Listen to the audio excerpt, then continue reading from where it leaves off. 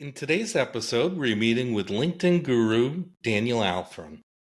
His expertise in leveraging LinkedIn organically for businesses who want to grow is truly remarkable. I'm excited to dive into his strategies and insights that have helped numerous SaaS vendors unlock the power of his platform. So with that, Daniel, welcome to the podcast. Thank you very much. It's a pleasure to be part of the Software Oasis community.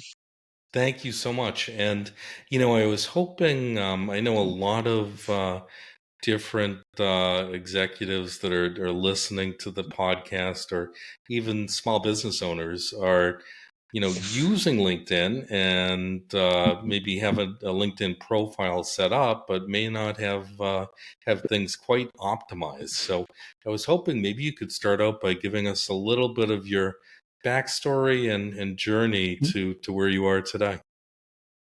Thanks, Michael. So I signed up in early 2004, and fast forward 3 years later, I was a quota-carrying salesperson, and LinkedIn helped me slash my sales cycle by a third, simply by showing me the exact name of the executive I needed to reach out to within the organization.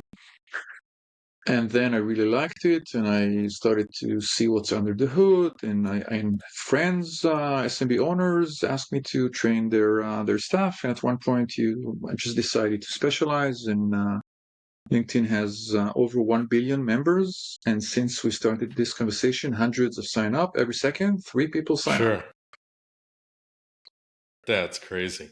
So really, you've mastered the art of that single platform to really help you scale what you were doing, and at this point now you're teaching others the skills to succeed. Yes, that's a nice way to put it. I probably made all the possible mistakes in the book, Sure. but nobody was there to watch it, so I learned from this, and now I try. It's a very powerful platform, but it's far from being user friendly. Sure, absolutely. And I know a lot of people that may be on LinkedIn have different use cases for LinkedIn as a tool. What are some of the common ways that you're seeing people or organizations use LinkedIn, and what do you see as the best and maybe worst use cases for LinkedIn? Thank you. So the best use case is simply deciding what you'd like the platform to perform for you, Michael, for the SMB owner, for the B2B SaaS executive. In other words, forget about the noise. If other people use it for hiring, but you're not hiring, then you don't have to do that. And if Sure, you're into sales or business development, then decide what you'd like the platform to bring you. We are here to leverage the platform and not to serve it, just like software. sure, makes sense. So maybe if you consider your sales cycle, or if you're looking to grow your business, identifying the right type of prospect is something that many SMB owners can easily do. In some Sure, cases, Michael, those people would be on LinkedIn. makes a lot of sense. Yeah. So So, so it's really a way of directly connecting with your ideal prospect. I'd use the term starting the process, or connecting has a specific LinkedIn connotation to it. Okay. But in my book, a deal without a connection is better than a connection with no deal, with no revenues. So is there, a right journey along the way versus a wrong journey? Like, if let me just throw a hypothetical out to you. So let's Mhm. say you know who your best prospect is, and you know the normal steps in your funnel to get the prospect to the point where they may be at the lower end of your funnel. What would be the right way to start a process on Mhm. LinkedIn, and maybe get somebody to the lower end of the funnel? What might you suggest? Excellent. So I'd like to start with the top of the funnel. Sure. In terms of content, if you like, what I found is that top of funnel educational content works best for most people. Okay. and stuff that is not salesy. In other words, let's take an example. If your SaaS company now tackles a specific AI function within the organization, within the IT, Right. then if we take this as an example, then we basically ask ourselves, okay, what questions are our prospects dealing with? What is AI? Should I be afraid of AI? How could I leverage AI for my business? What are the risks that are involved? How do I mitigate them? And you basically identify the questions, you know them as an executive in your field, you know them, and you provide the answers guiding your prospect to start listening to your voice.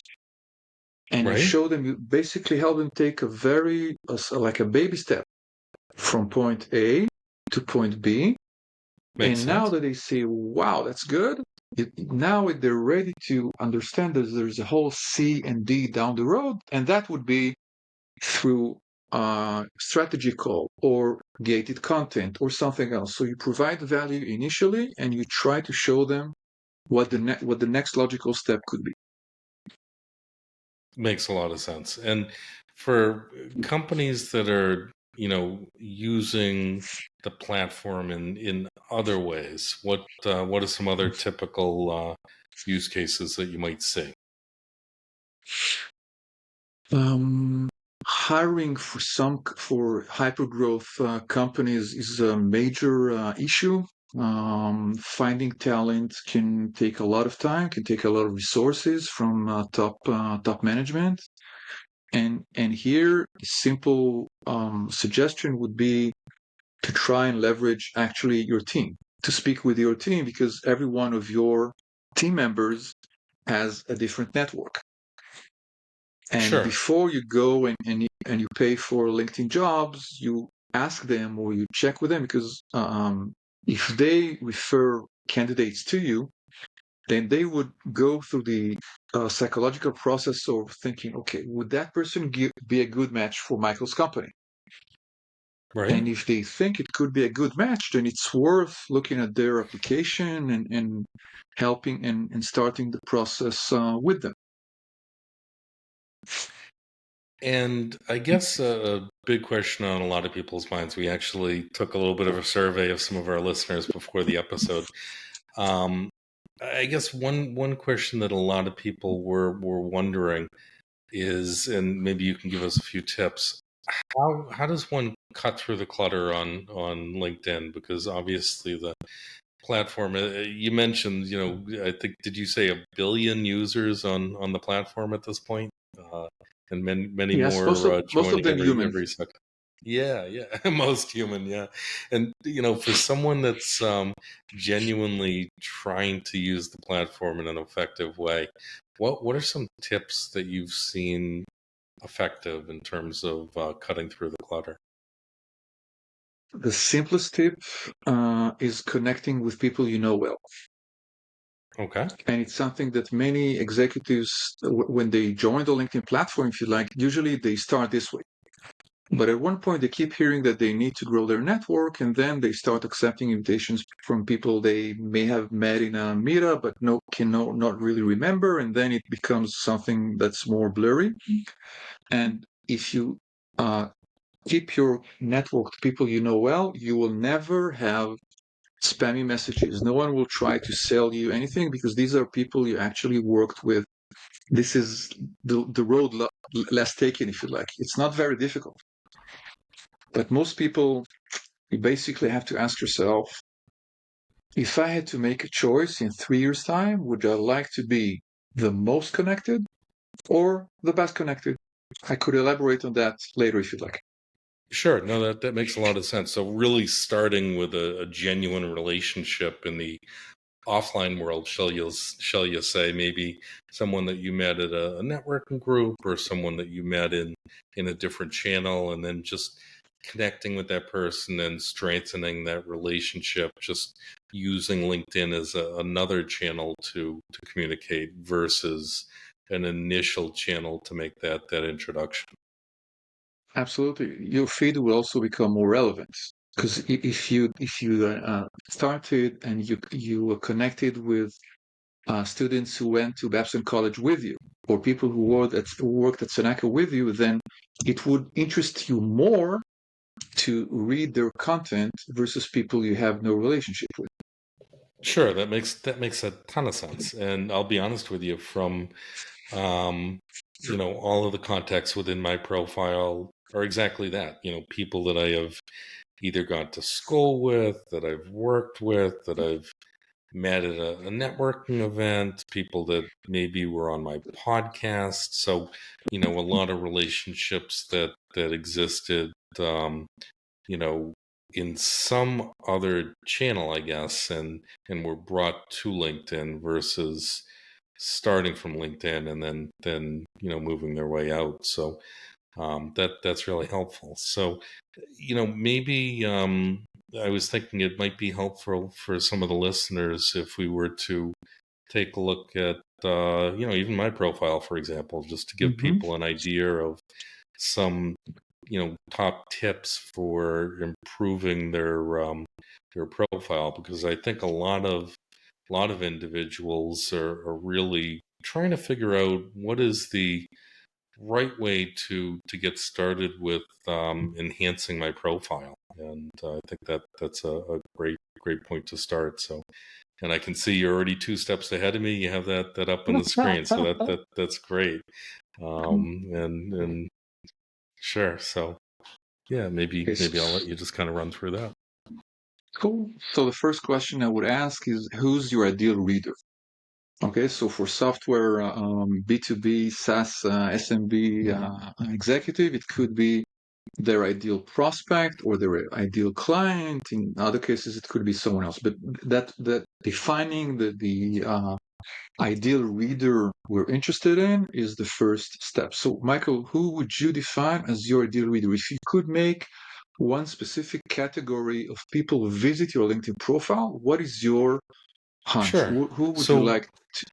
so for Software Oasis, obviously the site goes back quite a ways. We started in '98, but the ideal um, profile would be a company that either provides an area of expertise. You can think of Software Oasis as almost like an Angie's List of Hmm. connecting small businesses with software experts.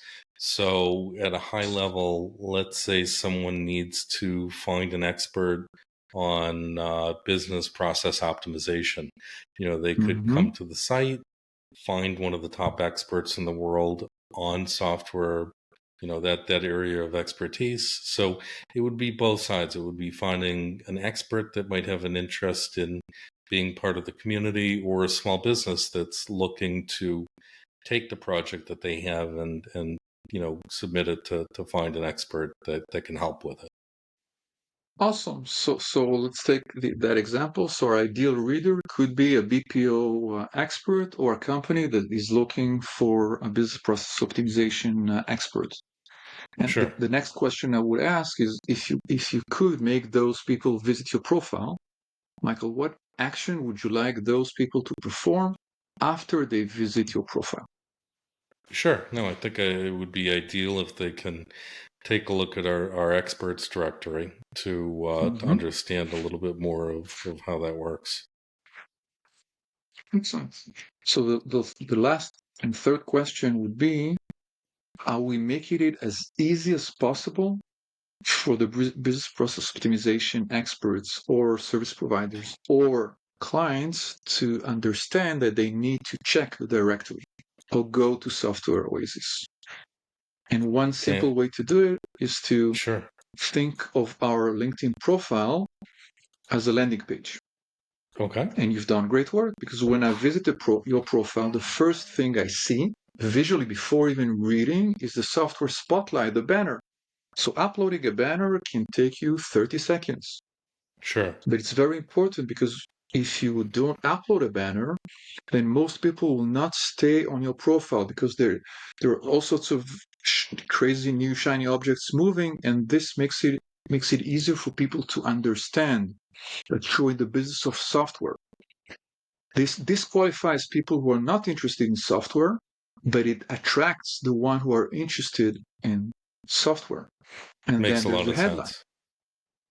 And I Great. think, That's at a high level, a lot of people may know me, from the podcast. So, mm, obviously we've put the podcast there for the people that may be familiar with the podcast or what have you. But, I think at the end of the day, for experts or individuals, taking that journey to learn more about the services that we offer at Software Oasis, which is really just the two sides of connecting individuals, companies, or what have you, their projects with the experts that can get those projects over the line is really the ultimate goal, I guess. excellent. So if we read your headline, the headline is the most important real estate on our profile because we can see it even before we visit your profile. And you have included the podcast in your headline. And for most people, the default headline would be simply the current position and the name of the company. So it would be founder, software oasis. That's fine, but it doesn't explain that you're connecting businesses to software experts. So what you've done here in the headline is educating your reader.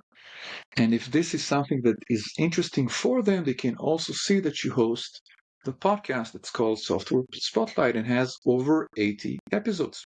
So if I were Elon Musk and I were we're creating my profile, obviously, I'm the founder of Tesla and the owner of Twitter or X or what have you would be important. But Mm-hmm. you're saying indicating what it is that I'm hoping you would do, and a little bit more. Maybe he's not a great example because probably if someone went to his profile, they already know who he is. But that might be a tagline that you'd want to get into the title there, other than the founder of Tesla. Right. You know what? Even let's take it challenging, but let's take Elon Musk as an example. Even in when you're a very senior executive and your company's market cap is hundreds or billions of dollars, there's still a specific type of deal you're interested in. Perhaps Michael Elon is interested in having more advertising paying for Twitter ads. So, or if he wanted to promote Tesla, then his headline could indicate something specific for the sort of ideal client he's looking for. Sure. Okay, so you would say if you want to reach X million users, here's the way to check our ads. Perfect. Or something that would show the promise, if you like. Even if Elon Musk can do it, then it should be easier, somewhat easier for the rest of us.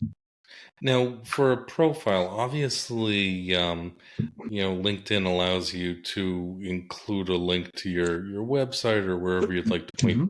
people to under your contact info. But I've seen some profiles where companies can actually put a link in that says, click here to visit my website or something like that. Is Mm-hmm. that a different functionality or a different way of getting to that endpoint? So yes, would you like to play with your profile live and share your screen, or is it too dangerous a road to take? I don't know if let me see if I have the option to get in there. Hang on Okay. a second. So I'll answer the question while you decide. It's LinkedIn turned on what LinkedIn called the creator mode, and that basically enables you to add a call to action. The call to action could be visit my website, or schedule a call, or download my app, or whatever you're interested in. Okay. If it's a problem, I can. Yeah, let me see if I can get in there and do an Cool. edit. Hang on. We're doing something dangerous, people. Yeah. I think So, some what do they say? Sometimes a picture is worth a thousand words, right? So let's see if we can learn on all ends and helpful for everyone. So let's see here.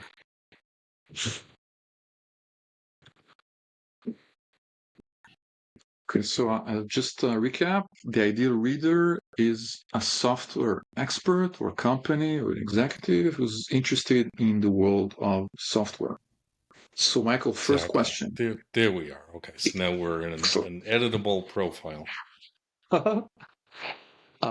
Would it be correct in assuming that you'd like most, if you had to pick one link, would you like the readers of your profile to go to softwareoasis.com? No, to the experts.softwareoasis.com, which is directly to the Excellent. directory. Yeah. Cool. So could you open experts.softwareoasis.com and copy the link? And then I'll suggest a simple process that would take us less than 40 seconds to add it in a Okay. prominent way to your profile. Sure. No, I think Okay, this will again, be the helpful for a question lot of is, people. excellent. So the question was, what's the one link? What's the one destination, the best destination we want people to go to? And Michael, you said experts.softwareoasis.com. Once you have that link, what I would like to do is click on the white add profile section, please, Okay. below your profile photo. Yes, now please click on recommended at the Got bottom. it. The Okay. To recommended. the recommended. Got it. And then I see a few choices here. Cool. Please select featured, the first. And now we'll look for the plus sign on the right. Could you click on the plus sign and wait for a second? What would like to add now is a link. But if some of our Okay. viewers don't want to guide people to a link, they want to guide them to a presentation or to something else, then instead of adding the link, they would select something else. Now, you add it, you click on add, Okay.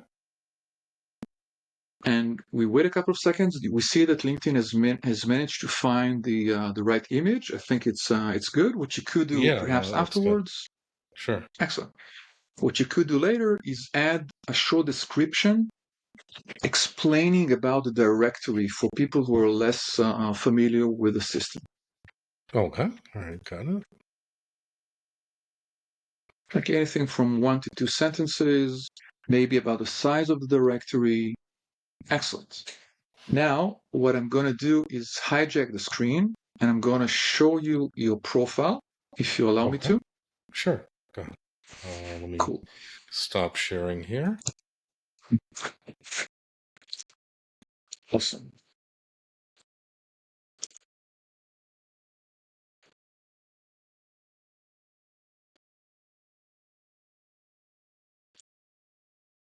Okay.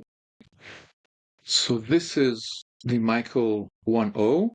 And what I'll do now is refresh the page and scroll. And what happens here is that we see the Software Oasis beautiful logo on the left. We see the text here. And when I click, I go exactly to where you wanted me, expert.softwareoasis.com. Less than 40 seconds. So if you're watching this, ask yourself, what's the destination I would like? Who's my dear reader? Right. And if I could take them to one specific link, where would you like to take them? Makes a lot of sense. And I think that's, small tweaks like that are obviously super helpful for, for individuals that are looking to connect directly with their audience and bring them to a specific destination that's of value. I think that's case. So, and then I guess over the years you've seen a lot of changes with LinkedIn from the early years up until now. Can you kind of take us a little bit on that journey as to the good, the bad, the ugly, what you've seen in the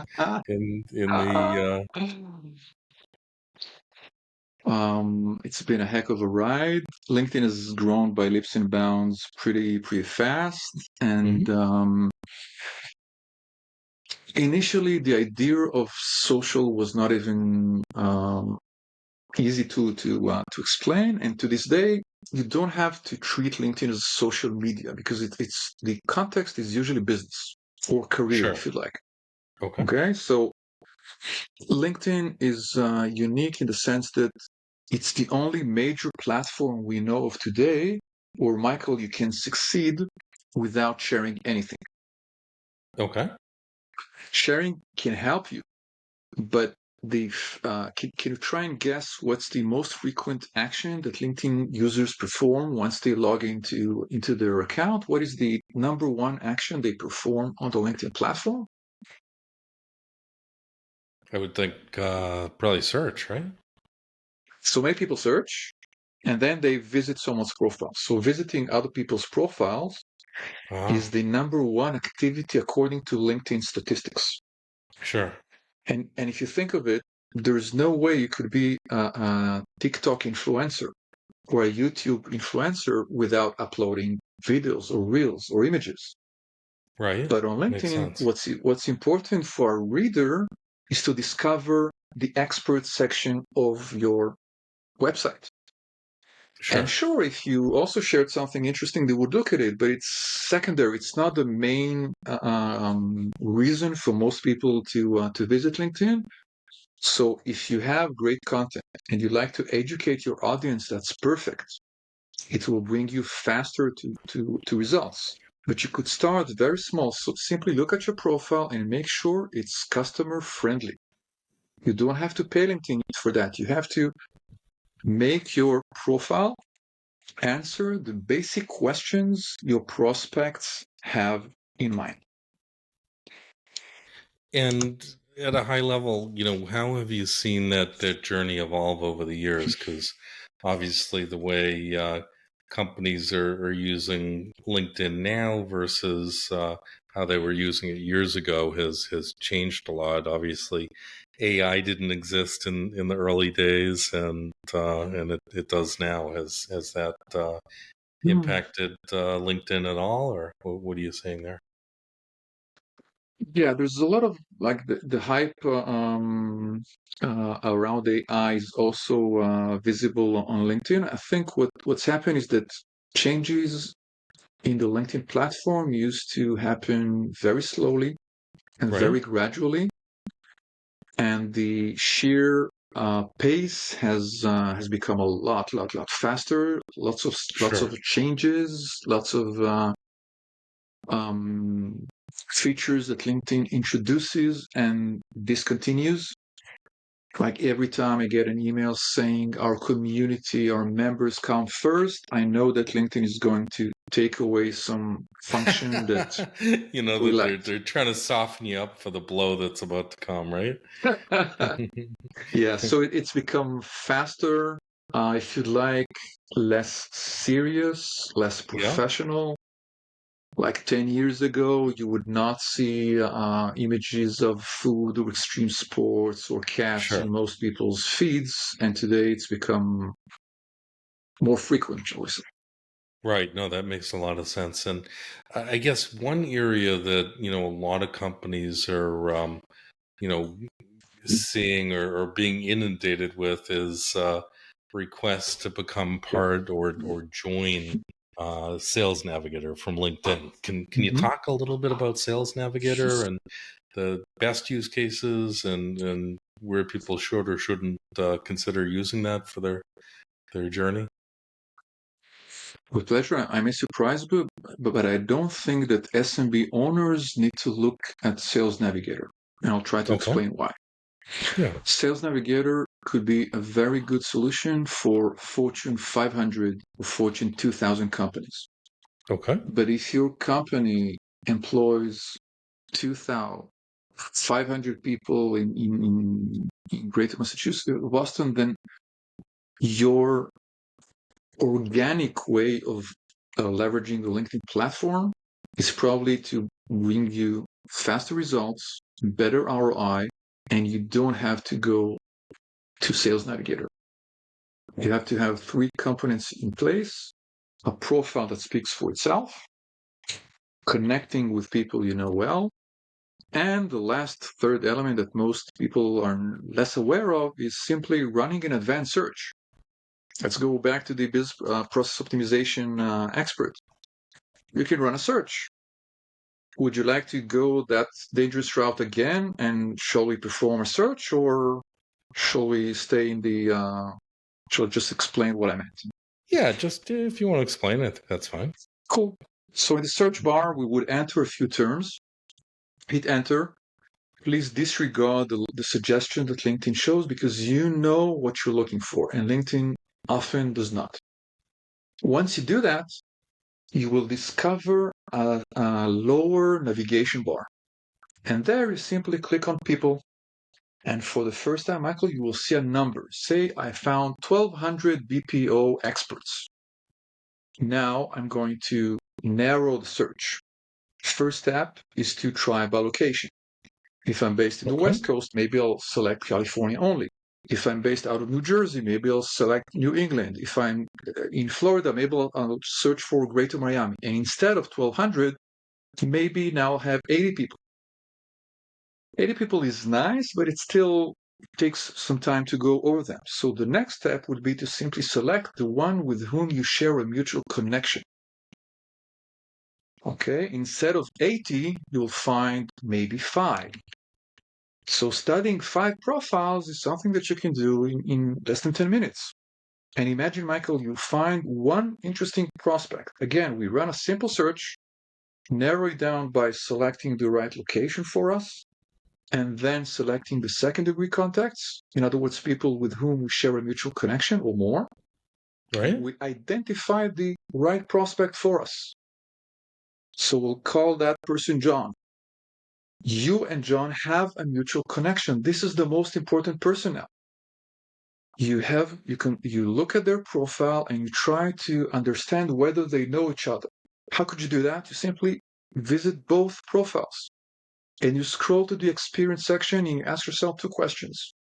Can I see a company that both had worked for in the past? Or did they go to the same school? And if you find that they worked for the same company or went to the same school, then there are more chances that they actually know each other. The second question is, can we view their activity and see the number of followers they have? And it's very counterintuitive, but the lower their follower number is, the better they know their network. In other words, Makes if a we lot of consider sense. John, if John has 15,000 connections, then he doesn't know most of them. However, if he had 800, then our guess would be he knows most of them, if not all of them. So now is the time to leave the LinkedIn platform, to communicate with our mutual connection and say, Alex, how have you been? I have a question. I saw that you're connected with John Doe. John could be a great guest for the podcast Oasis or a great client because he specializes in BPO. I'd like to show him our expert section. Do you know him well enough? Do you feel comfortable making an introduction? And we listen to the person's answer. And if he says yes, then you started the process on LinkedIn. LinkedIn showed you the name of our prospect, and LinkedIn showed us the most important name, our mutual connection. We left the LinkedIn platform, we communicated with that person, and once he says, yes, I can make the intro, then we can have a meaningful conversation with our prospect, not thanks to our name, because they don't know us, but thanks to our mutual connections name. It's old I school think that makes a networking, if ton you of like.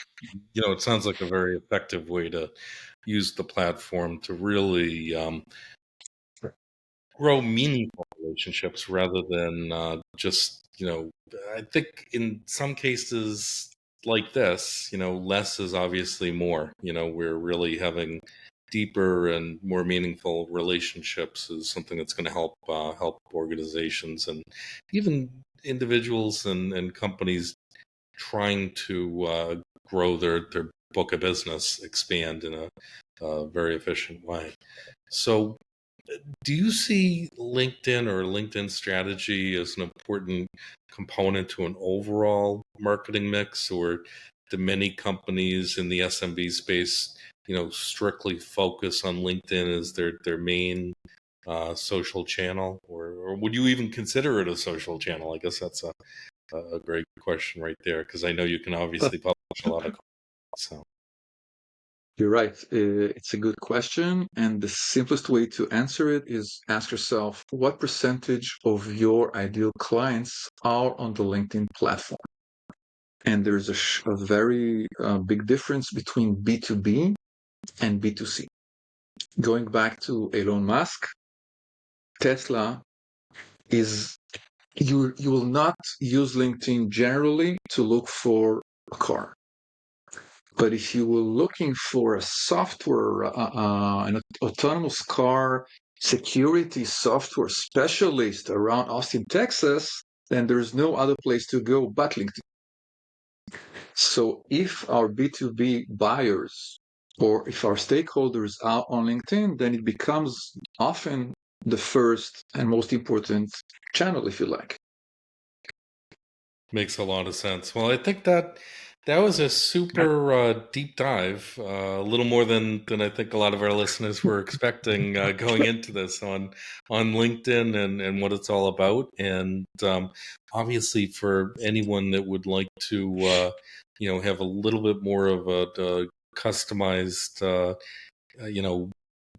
guide for this journey, we're going to leave a link in the show notes for anybody who would like to reach out to you. I know you obviously have professional services that you offer as well as an expert, and we'll definitely leave that in the show notes.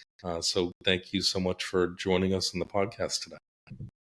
It's been a pleasure to speak with you, and thank you for helping SMBs and software experts grow. No, I really appreciate that. And coming up on our next episode, we're going to have a power packed hour as we dive into the world of HR and branding with Jody Brandstetter. She's a best-selling author and entrepreneur who's on a mission to revolutionize talent strategies.